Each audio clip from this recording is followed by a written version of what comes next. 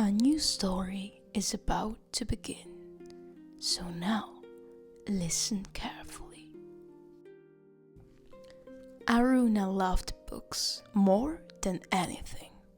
She read them everywhere, at home, at school, on buses, on holidays, even in the bathroom. But one day, she realized something terrifying. She had no unread books left. She hated rereading, so she went searching.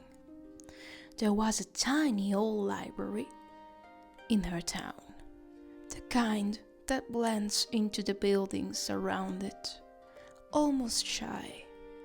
Inside, everything was quiet, dust-soft perfect.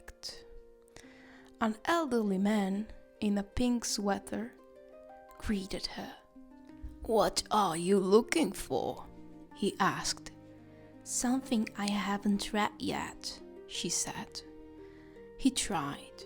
He really tried. He showed her book after book, every genre, every era, and she had read them all, every single one. She even summarized the plots for him.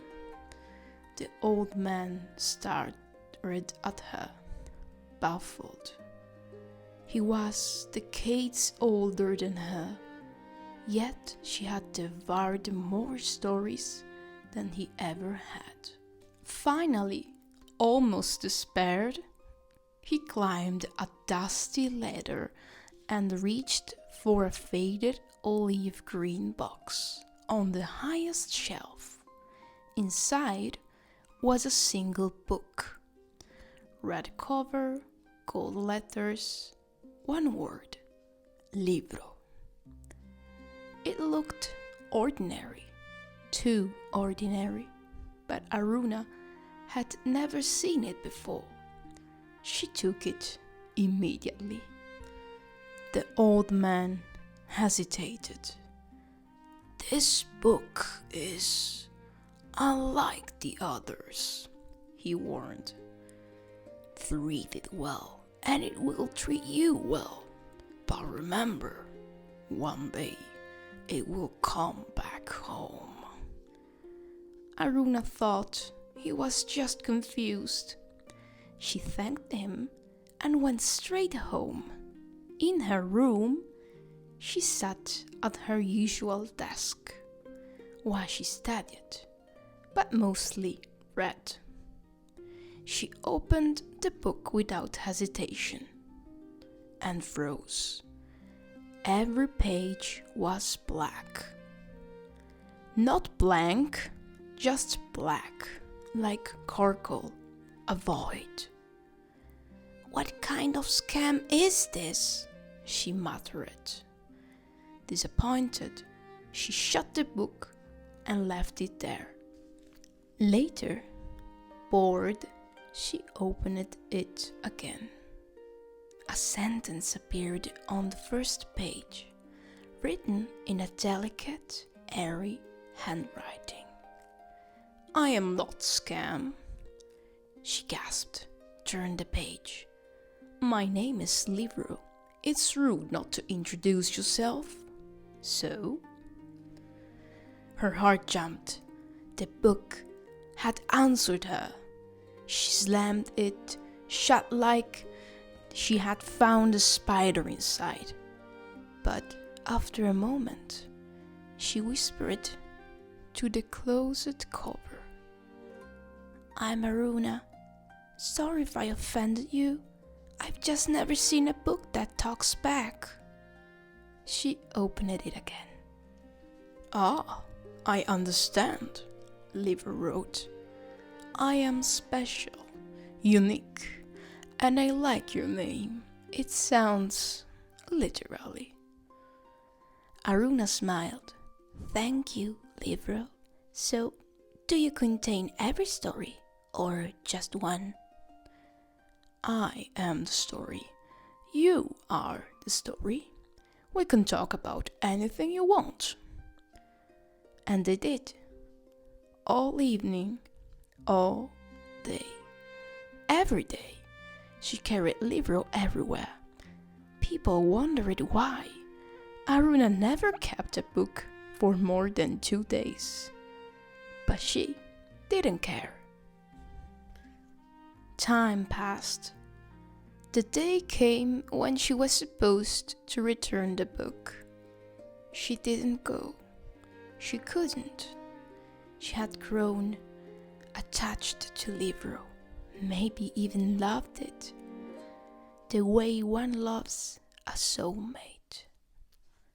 They studied together, talked together, shared thoughts, stories, life. Seasons turned. Aruna grew shorter, slower, older. Her long white hair made her look like a saint, or a witch, or something in between. Livro rested on a small stand, always open, always watching, always answering. But one morning, a thought troubled her. Livro, when I'm gone, you'll still exist. We'll never be together again, will we? Livro hesitated. Several pages fluttered before words appeared. We don't have to be separated. If you wish, we can stay together forever. What must I do? Aruna asked. She already knew her answer. Write your name on the last page, the one glued on the cover. You'll have to peel it open, but be careful and be certain there is no going back. Aruna didn't hesitate. She opened Livro, found the sealed page, and gently pulled it free. Then she took her favorite pen and wrote her name in her soft, geometric handwriting. Aruna. It felt almost sacrilegious to write inside a book, her favorite book.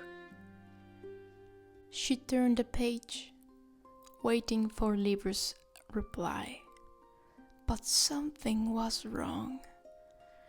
The word titled, the white of the page, spilled outwards, swallowing everything. Her hands vanished, her feet, her body.